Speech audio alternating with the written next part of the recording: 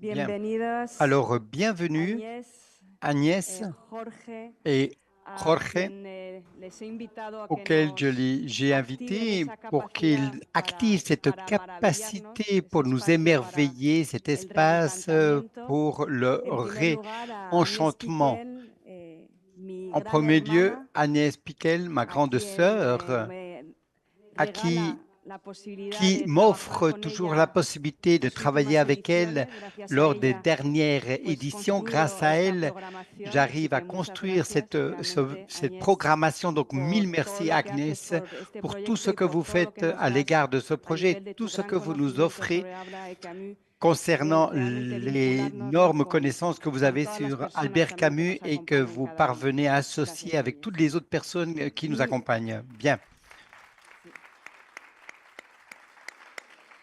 y Jorge, Et cuyo Jorge, universo, ¿no?, se dans construye en esa son intersección entre propre univers, se literatura, trouve dans ce memoria, carrefour de tecnología, littérature, crítica mémoire, cultural, technologie, critique y que busca culturelle, et qui iluminarnos, ¿no?, en esas recherche zonas de sombra del des mundo lueurs contemporáneo, dans ces en esa sombres du monde mercantilización de la contemporain, cultura, de la dans cette obsolescencia digital, de la pérdida de commercialisation sentido, de la culture, de pero la lo hace perte de siempre con sens, una mais il le fait lucidez toujours avec une que no cae en lucidité ese nihilismo, qui ¿no?, ne tombe sino que pas dans ce apuesta por ese nihilisme. Au pensamiento crítico que contraire, tanto il mise sur reivindicamos cette aquí desde pensée las critique trovadas, que nous entendiendo el revendiquons arte como tellement dans esa les trovades, en resistencia comprenant y un l'art comme cette conocimiento como résistance et forma de libertad. la Con ellos connaissance dos comme une os dejo. formule de liberté. Je vous laisse avec eux donc. Merci.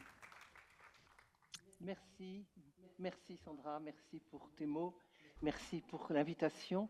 Revenir plusieurs fois dans ces lieux, retrouver des visages, est une immense émotion. Attendez, je vais essayer de baisser ça définitivement. Voilà, ça y est, je suis brouillée avec les machines.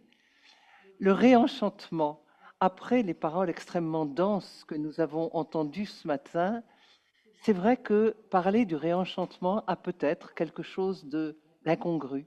Et pourtant.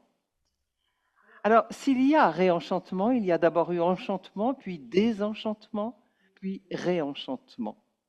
Alors, bien sûr, enchantement, le mot a une dimension de merveilleux, mais dans la conversation courante, le terme s'est affaibli, surtout quand il s'agit d'une forme passive. Je suis enchantée de vous voir. Je suis très contente. C'est beaucoup plus fort à la forme pronominale et à la forme active. On dira que l'enfant s'enchante des images. Et on a entendu des choses merveilleuses sur l'enfance depuis hier soir. Ou bien, à la forme active, la présence de l'être aimé enchante le monde. C'est une question de regard. Je perçois ce que le réel a de merveilleux. Je regarde le réel comme le lieu d'une possible émergence du merveilleux. Alors, le désenchantement, ce sera une lucidité désabusée. Ce regard sur le monde dont je viens de parler est devenu impossible. La forme verbale existe surtout au passif. Je suis désenchanté de tout. Ou bien, le monde est désenchanté. C'est l'expérience que très profondément ont faite les romantiques en France, de la première moitié du XIXe siècle. Au sortir de la Révolution, les poètes avaient regardé d'un œil neuf la nature et l'histoire de l'humanité. Mais après les échecs successifs pour prolonger la Révolution, à tous égards, la perte de l'espoir dans la poésie elle-même s'est produite. Et un grand critique littéraire, Paul Bénichou, a pu désigner cette période du second romantisme comme l'école du désenchantement. L'idéal est devenu inaccessible, le réel est laid, seul compte, c'est ce qui se passe à cette époque, l'argent et les affaires, la poésie n'est plus en prise avec le réel, et de nos jours, plus encore, il me semble que nous sommes dans ce désenchantement et que l'art et la culture sont devenus des objets de commerce. Et pourtant, réenchantement. À partir de cette expérience du désenchantement, comment retrouver un regard sur le monde? Et là, le verbe sera résolument à la forme active. Il s'agit de réenchanter le monde, de recréer ce regard sur le monde et sur la vie pour y déceler le merveilleux. Je ferai un détour par un poète que j'aime beaucoup, Baudelaire. Pour écrire de la poésie au moment où il rédige la partie Les tableaux parisiens des fleurs du mal, il ne veut plus s'enfermer la nuit dans sa mansarde sur les toits, loin de tout. Non, il descend dans la ville et même dans la banlieue. Il y a un poème que j'aime beaucoup, c'est pas le plus beau de Baudelaire, mais il est extrêmement significatif de son esthétique. Ça s'appelle Le Soleil et c'est le premier poème de la section Tableaux parisiens. Le long du vieux faubourg où pendent aux masures les persiennes, abri des secrètes luxures, quand le soleil cruel frappe à traits redoublés sur la ville et les champs, sur les toits et les blés, je vais m'exercer seul à ma fantasque escrime, flairant dans tous les coins les hasards de la rime, trébuchant sur les mots comme sur les pavés, heurtant parfois des vers depuis longtemps rêvés. Vous voyez, le beau peut se trouver jusque dans le pavé disjoint des banlieues. Et Dieu sait que la banlieue de l'époque au XIXe siècle était sinistre. Mais on peut voir surgir les vers longtemps rêvés, c'est-à-dire les vers que le poète ne trouvait pas en haut dans sa mansarde. Il peut les voir surgir de ce pavé disjoint. Tout est question de regard. Le merveilleux peut être là aussi. Alors bien sûr, les œuvres d'art nous y aident puissamment. Elles sont elles-mêmes le résultat d'un travail de réenchantement de la part de l'artiste. Et en regardant un tableau ou une photographie, j'aiguise, j'affine mon regard, j'essaie d'entrer dans le tableau, j'entre dans le projet de l'artiste. Qu'a-t-il capté du réel? Qu'a-t-il voulu en montrer?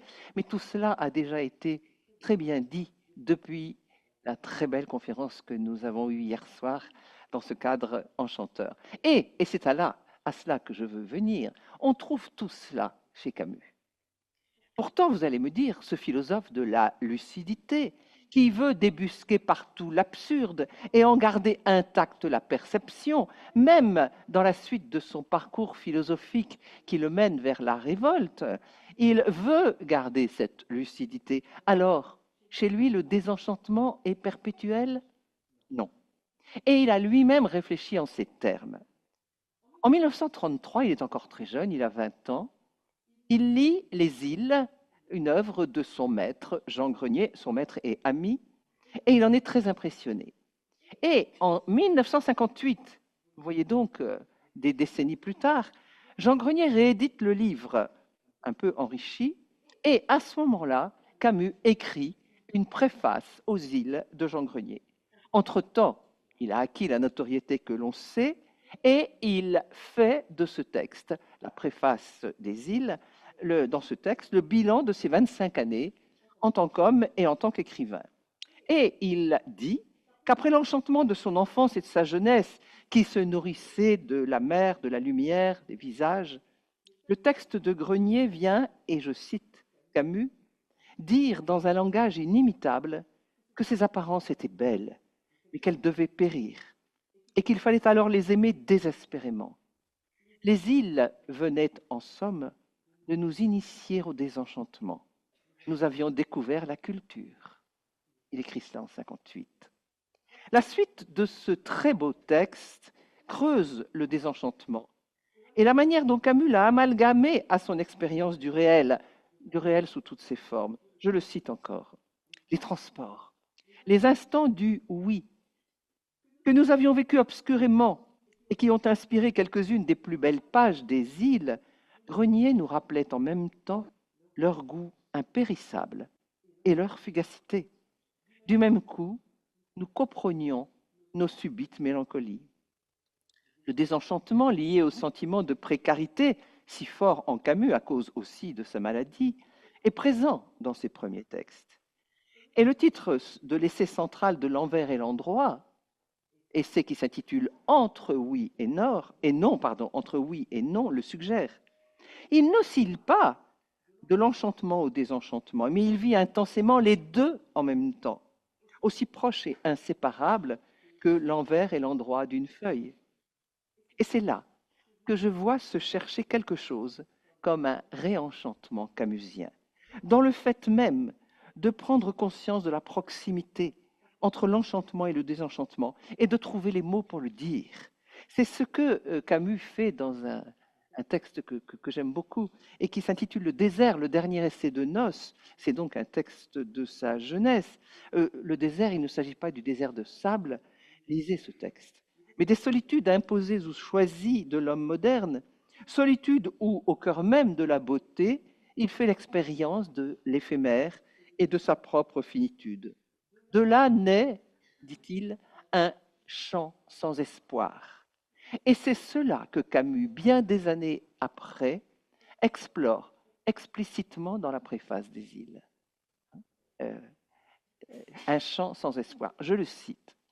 « Il fallait qu'on me rappelât le mystère et le sacré, la finitude de l'homme, l'amour impossible, pour que je puisse un jour retourner à mes dieux naturels avec moins d'arrogance. Ainsi, je ne dois pas agrenier des certitudes qu'il ne pouvait ni ne voulait donner, mais je lui dois au contraire un doute qui ne finira pas et qui m'a empêché, par exemple, d'être un humaniste, au sens où on l'entend aujourd'hui. Je veux dire un homme aveuglé par de courtes certitudes.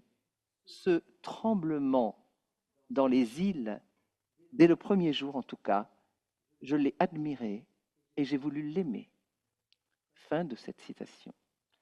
Le réenchantement camusien n'a pas la même tonalité que l'enchantement initial. Moins d'arrogance, moins de certitude, davantage de doute, et ce très beau constat d'un tremblement. Le mot est extraordinaire. Comme devant quelque chose qui nous émerveille et dont on sait que ça va s'arrêter, même si on voudrait tellement que ça dure. On retrouve quelque chose de cela dans deux textes des années 50 que je voudrais rapidement évoquer. Le premier s'intitule « L'enchantement à cordes ». En juin 1953, Camus passe quelques jours dans le village de Cordes, aujourd'hui nommé Cordes-sur-Ciel, ça ne s'invente pas, en Occitanie. Il est invité par une amie d'Alger. Elle publie un livre sur ce village et Camus accepte d'en rédiger la préface, encore une préface. Et pour vous faire entendre cette magnifique prose de Camus, je vais le lire un peu longuement. On voyage pendant des années sans trop savoir ce que l'on cherche. On erre dans le bruit, empêtré de désir ou de repentir. Et l'on parvient soudain dans un de ces 2 ou 3 lieux qui attendent patiemment chacun de nous en ce monde. On y parvient, et le cœur enfin se tait. On découvre qu'on est arrivé.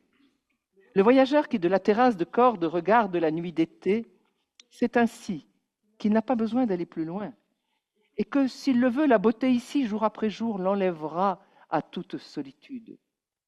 Des voiles légers descendent du ciel de nuit vers les brouillards de la vallée, s'y mêlent un moment, puis coulent plus bas, tandis que les fumées de la terre, une à une, montent encore et se dissipent enfin sous les étoiles claires.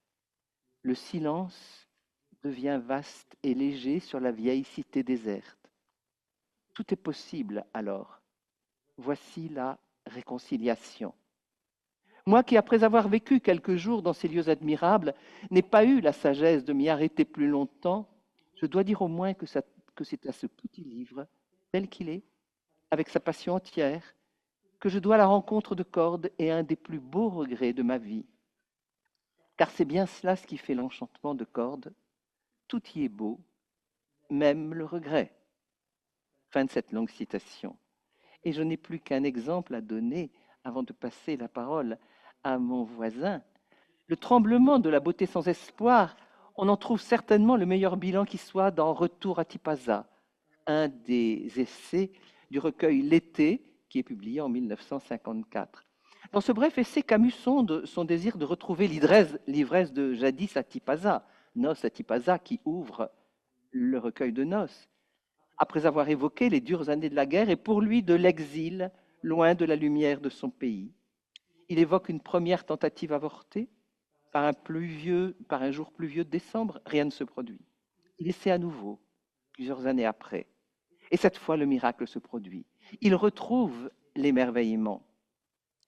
Je cite, « Il me semblait que j'étais enfin revenu au port, pour un instant, et que cet instant désormais n'en finirait plus. » Mais ce qu'il comprend va bien plus loin. Il ne s'agit pas de revenir indéfiniment à Tipaza en choisissant les jours de beau temps pourrait oublier la laideur du monde. Il s'agit, vous connaissez, de garder intacte en soi une fraîcheur, une source de joie, aimer le jour qui échappe à l'injustice et retourner au combat avec cette lumière conquise. Et on connaît la phrase célèbre, trop souvent exploitée et mal citée, j'apprenais enfin qu'il y avait en moi un été invincible, mais trop souvent, on oublie que ce n'est pas la fin de l'essai, retour à Tipaza. Les 2 dernières pages, moins triomphales, disent que ce secret est à réapprendre sans cesse, jusqu'à la mort.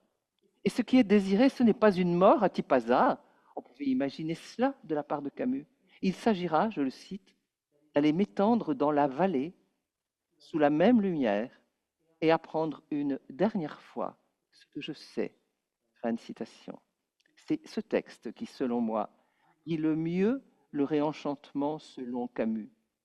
Savoir déceler la beauté, même au lieu où elle est la moins attendue, et ne cesser de revivre conjointement enchantement et désenchantement. Et surtout savoir saluer cette beauté. Et Rimbaud concluait ainsi une des sections essentielles de ses illuminations. Je cite Rimbaud là.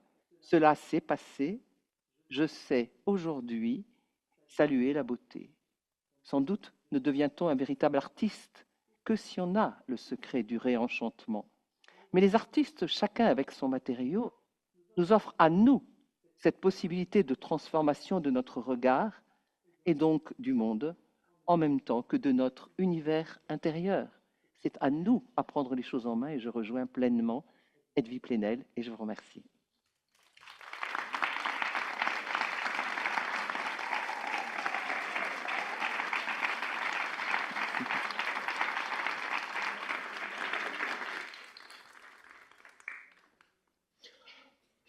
Hola, bona tarda. Bien, Gràcies per la merci beaucoup invitació. És un de m'avoir invité. C'est un plaisir d'être ici à Minorque une fois de plus.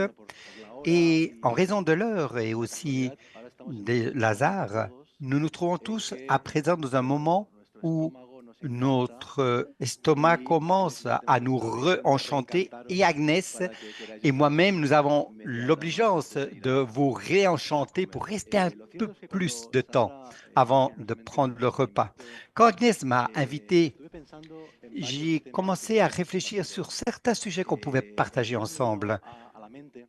Le premier qui est arrivé à mon esprit, c'était une question sur laquelle je travaille parce que cela fait plusieurs années que je coécris et j'ai beaucoup réfléchi sur l'intelligence artificielle et c'est la paradoxe que nous soyons en train de vivre un moment historique extraordinaire dans lequel on a créé une technologie avec laquelle nous avons rêvé au moins depuis que Mary Shelley avait publié Frankenstein ou le moderne Prométhée. Et avec cette technologie qui est capable de traduire le langage des protéines ou traduire des langues anciennes qui jusqu'à présent n'avaient pas de traduction, eh bien, un moment historique, je vous le dis, où nous devrions tous être émerveillés, enchantés. Malheureusement, nous sommes complètement désenchantés et avec un grand niveau de doute et nous sommes en train de voir cette technologie avec une énorme opposition qui pourrait également nous surprendre parce que, comme je vous disais, ça faisait des décennies et des siècles que on la recherchait. Et alors, en pensant comment nous réenchanter avec les technologies contemporaines de manière générale, les nanorobots, n'est-ce pas, qui peuvent circuler au sein euh, de notre intestin ou encore les nouveaux matériaux synthétiques dans la recherche spatiale. Mais tout cela, malheureusement, est suivi eh bien, de doutes et de désenchantement. Une autre question qu'on pourrait voir ensemble, c'était comment des figures du XXe siècle qui puissent nous permettre de réfléchir de manière pédagogique à cette manière de réenchantement. Et il y a 2 figures emblématiques de la culture italienne, curieusement de la pédagogie, mais aussi de l'art du siècle passé, que l'on pourrait invoquer pour qu'ils nous aident à réfléchir notre période de manière plus optimiste. Et d'une manière, c'est Montessori et Bruno Mullari, 2 grands pédagogues. Moulari, en plus, est designers, artistes, créateurs du fameux pré-libride, des petits livres pour des petits enfants qui ne savent pas encore lire et qui commencent à connaître, à jouer avec le langage du livre et qu'à l'avenir, ce sera clé pour qu'ils puissent interpréter leur monde et par extension alors l'univers. L'idée de l'enfance comme un laboratoire, n'est-ce pas, avec des jeux, mais des jeux qui permettent d'imaginer, de réfléchir, de penser le livre et le laboratoire comme une interface avec le monde depuis l'enfance, puisque nous avons découvert que tous les technologues qui ont inventé le monde contemporain, depuis Zuckerberg jusqu'à Bezos, et tous leurs collègues amènent des enfants à des écoles où il n'y a pas d'écran. Hein, ce serait intéressant aussi d'évoquer ces deux figures et les sauver et les réunir. Notre sujet possible pour aujourd'hui, c'était le projet sur lequel travaille l'artiste européen, mais dont la carrière a été surtout faite au Mexique, Francis Alice. Car Francis Alice, que vous connaissez en raison de ses performances, son art conceptuel, et qui bougeait une dune dans une montagne avec des centaines de volontaires, vous savez. Et il y a quelques années, il travaille avec des jeux d'enfants. Ce qu'il fait, c'est documenter dans le monde entier des jeux d'enfants dans la rue, dans les patios, dans les cours d'école, pour essayer de créer une topographie globale des jeux. Et d'abord, il les enregistre, puis ensuite, il maintient des interviews pour comprendre les jeux, puis ensuite, il crée des animations et des vidéos très beaux qui nous permettent, en raison de la magie de l'art contemporain, à nous reconnecter une fois de plus avec les enfants que nous avons été et qui jouaient d'une manière semblable, parce que ce sont comme des structures de subconscient collectif et tous nous jouons plus ou moins de la même manière quand nous sommes des enfants dans les rues du monde. Mais tout cela, finalement, nous amènerait aussi, ou nous amène directement et toujours à l'enfance. Et je me doutais et je ne me suis pas trompé que l'enfance allait revenir et que ma conversation aurait déjà suivi celle des autres et que peut-être il était plus intelligent de réfléchir d'une autre manière que ce re-enchantement, non pas à travers l'enfance, parce qu'à l'enfance, il est vrai, malgré tout, il faut reconnaître qu'on ne peut pas y retourner. L'enfance est le paradis perdu par excellence et il n'y a pas moyen de le récupérer. Même la science nous a expliqué pourquoi. Semblerait-il, pendant l'adolescence, les mécanismes biochimiques profonds que nous avons dans notre corps sont très semblables et presque les mêmes que ceux qui séparent le ver de terre du papillon. C'est-à-dire, de l'enfant que nous avons été, il y a une piste très faible, malgré tout, je dis bien, et c'est pourquoi il me semblait beaucoup plus intéressant de considérer l'adolescence comme le lieu où, oui, nous pouvons retourner. Puisque l'adolescence commence entre les 12 et les 13 ans et termine, en tout cas à mon époque, à 18, 19, 20 ans. Maintenant, ben, ça va beaucoup plus loin. Mais puisque c'est une période très longue et que c'est un pont, c'est une transition, c'est une mutation entre l'enfance et l'âge adulte, peut-être que dans l'adolescence, il y ait, oui, là des pistes qui nous permettent de pouvoir, une fois de plus, nous réenchanter, nous reconnecter et pêcher des éléments de cette merveille qu'on a tellement citée et qui est si caractéristique des enfants, garçons et filles, liés au jeu, à l'imagination et le fait de créer d'autres logiques possibles, plus utopiques, moins dystopiques et donc avec plus d'espoir. Et c'est pour cette raison, avec votre permission, je vais vous parler de ma propre adolescence, car pendant de longues années, j'ai répété dans mes livres, les articles et conférences, que moi, quand j'étais enfant, je voulais être détective privé.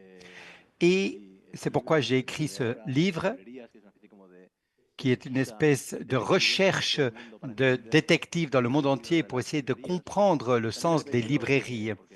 Et aussi, vous savez, dans les dernières années, j'ai fait des postcards sur sciences, technologies et culture que, étant enfant, je voulais être scientifique aussi, que j'avais un microscope, j'avais un jeu qui s'appelait Mineral Nova, et il y a un autre avec, sur la physique, et finalement le Kiminova sur la chimie. Et je l'ai beaucoup répété, mais j'ai jamais cité ni écrit sur mon moi adolescent et à quoi moi je jouais quand j'étais adolescent.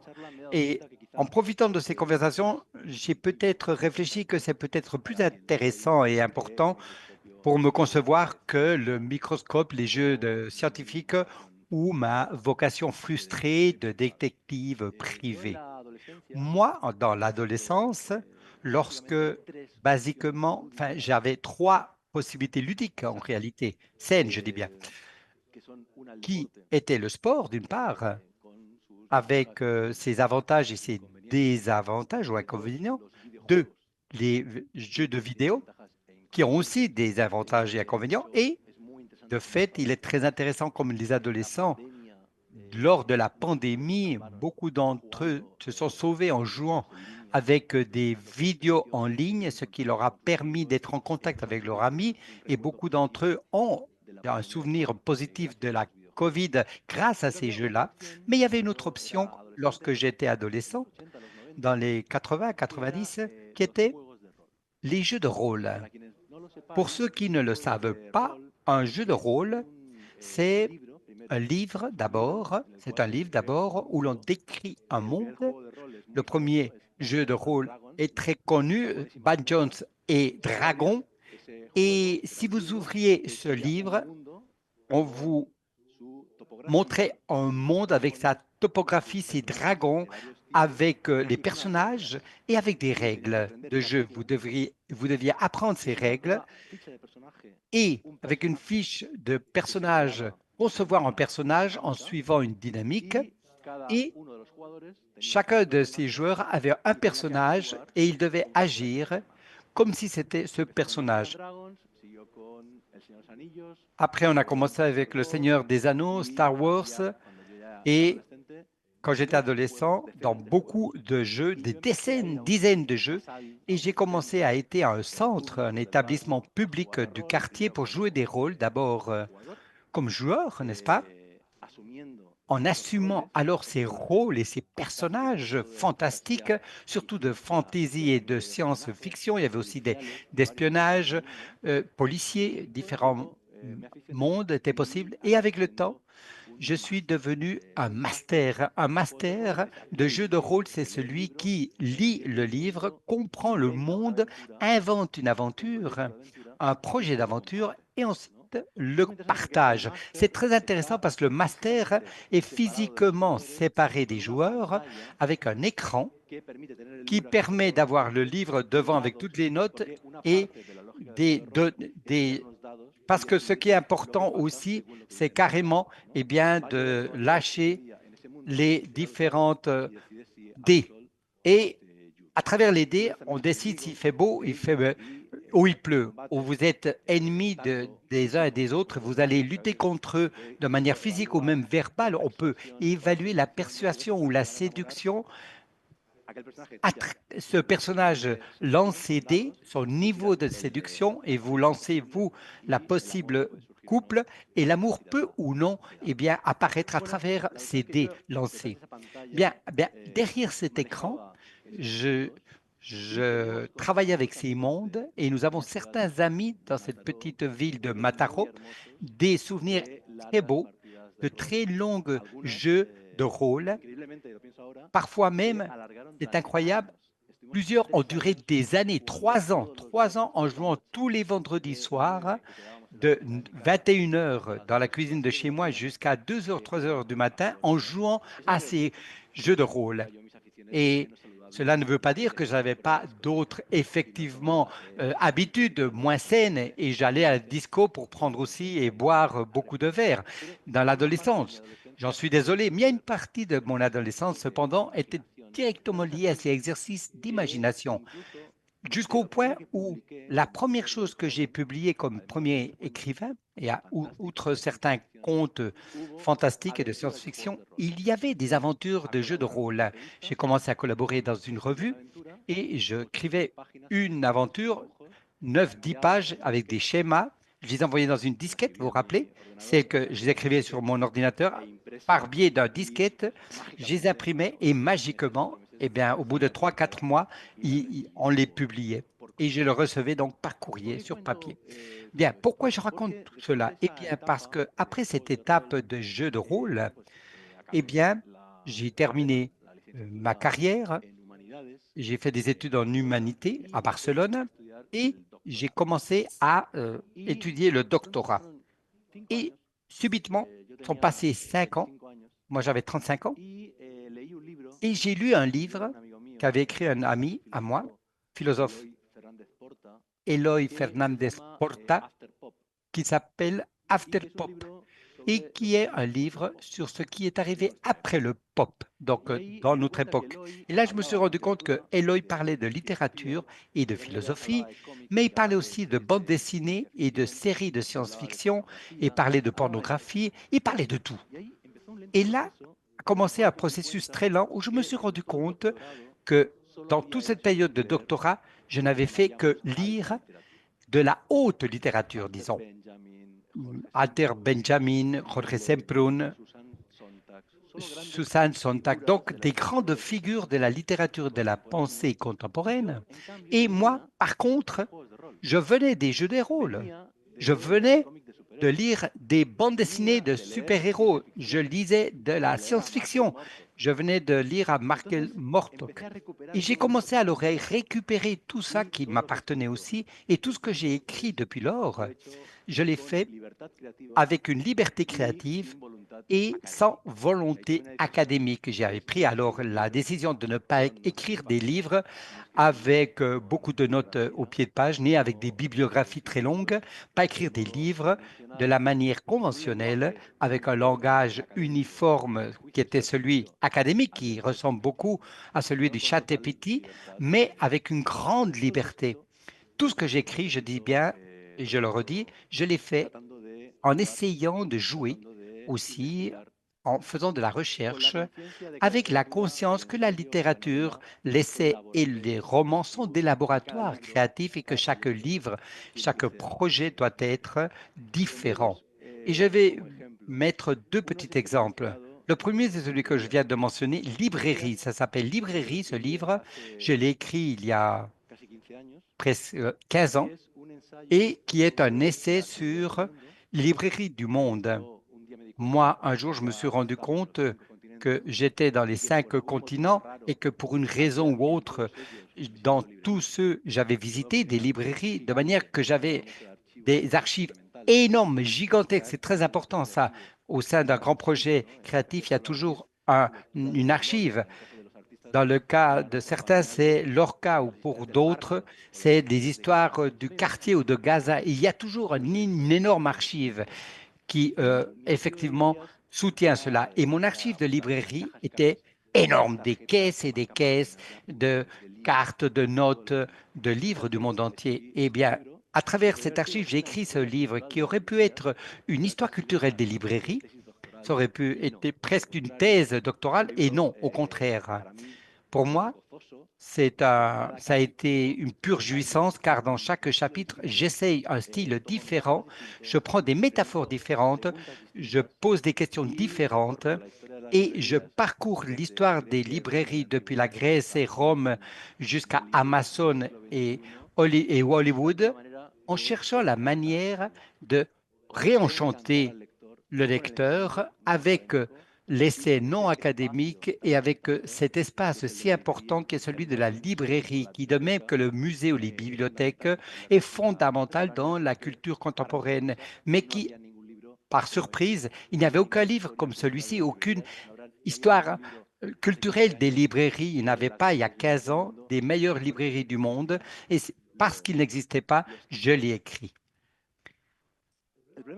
Le problème d'avoir écrit plusieurs livres et de ne vouloir jamais répéter la formule avec cette idée de laboratoire et d'enchantement de moi-même avec mes matériaux, car si vous ne vous tombez pas amoureux de ces matériels et des formes, il est très difficile que ce que vous puissiez faire pouvait avoir un impact. Et cette idée que chaque livre soit différent et chaque projet soit stimulant et que ceux qui peuvent le lire à son tour puissent eh bien, s'intéresser. Attention, jamais avec la volonté d'attraper. C'est un verbe que je déteste. Je ne tiens pas à attraper mon lecteur. Mon lecteur doit être libre et que mon livre entre et sorte comme bon lui semble. Mais il doit y avoir une volonté cependant de séduction, que les idées et les formes avec lesquelles on raconte des histoires soient attrayantes, soient intéressantes.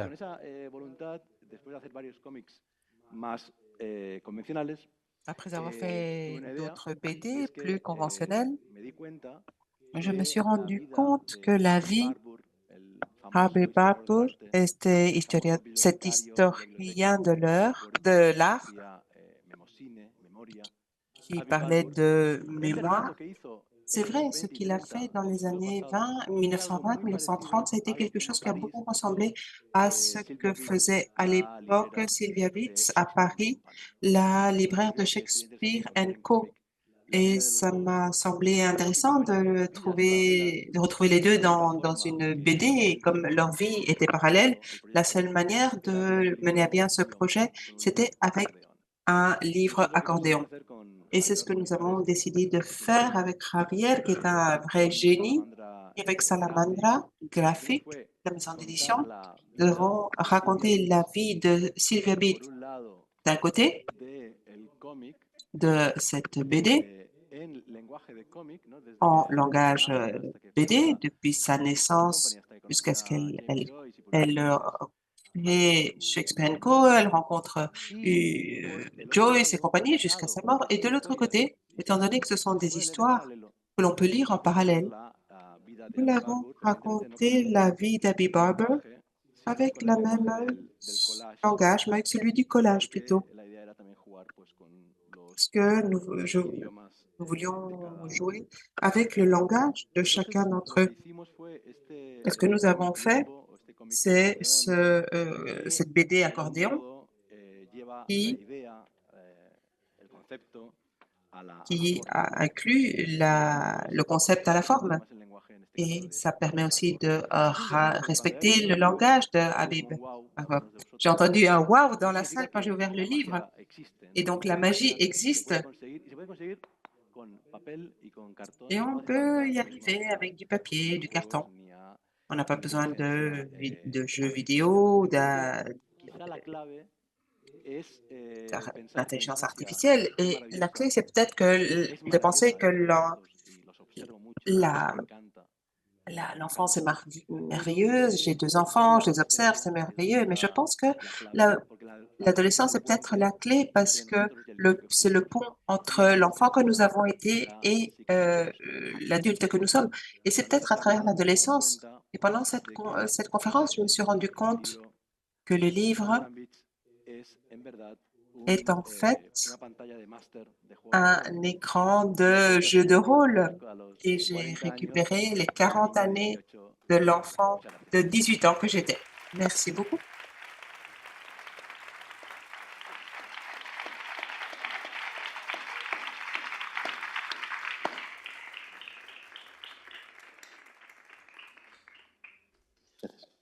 Alors, si je peux me permettre de parler tout de suite, je voudrais dire que j'ai un fils, je suis beaucoup plus âgé, j'ai un fils qui a adoré les jeux de rôle et j'ai vécu là-dedans du point de vue par rapport à mon fils, mais il n'a pas fait des livres aussi beaux que celui-là. Le dernier est absolument magique. Merci, merci infiniment. Comme quoi le réenchantement, ça mène. Regardez ce thème, on ne peut pas faire deux choses aussi différentes, et c'est le réenchantement. C'est magnifique. Je suis ravi.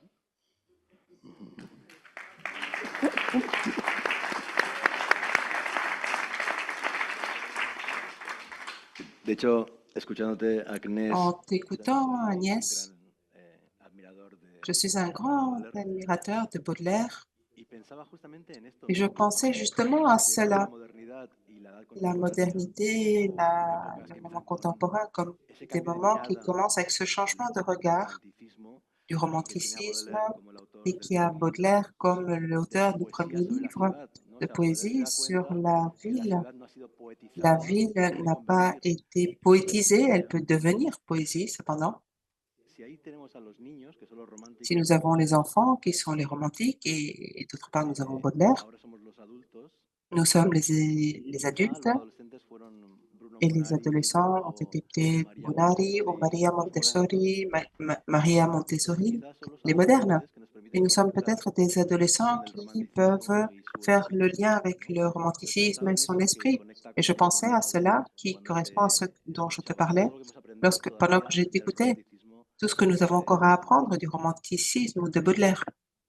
Absolument, absolument. Et de ce fil qui mène aussi à Apollinaire, si on voulait continuer dans la poésie. Mais là où j'ai été sidérée, moi, c'est que de retrouver ces termes d'enchantement et de désenchantement chez Camus. Quand j'ai commencé à regarder, je n'y croyais pas. Eh bien, si, c'était là. Et préface des îles, préface de l'envers et l'endroit, c'est dans ces textes inconnus ou mal connus qu'il va vers ces thématiques-là. Et ça m'a paru très, très, très intéressant. S'il avait pu vivre plus longtemps, peut-être il y serait revenu, je ne sais pas. Et...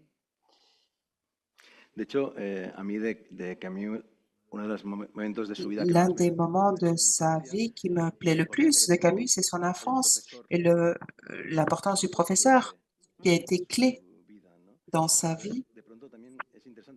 C'est aussi intéressant de voir comment chaque micro-vie nous permet de comprendre, d'expliquer le sujet qui nous touche, ta vie, ma vie, celle de Camus, celle de chacun d'entre nous. Et c'est pour ça que je cherchais à comprendre, à trouver dans l'adolescence le pont, l'interdimensionnalité qui nous permettrait à toutes et tous de comprendre comment nous réenchanter dans cette époque si désenchantée dans laquelle nous vivons actuellement. Oui, parce que dans d'autres vies, je pense à la mienne, mais je ne le raconterai pas, il n'y a peut-être pas eu ce moment d'enchantement ou de réenchantement de l'adolescence, mais c'est vrai qu'on peut interroger sa propre vie sous comment dire, ce terme-là, cette question-là.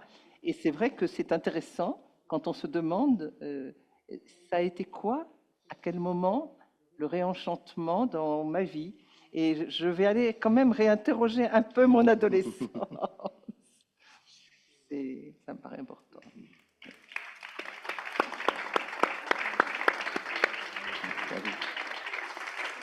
Est-ce qu'il y a des questions? Je ne sais pas. Non. Est-ce qu'il y a des questions? Sí. ¿Hay preguntas?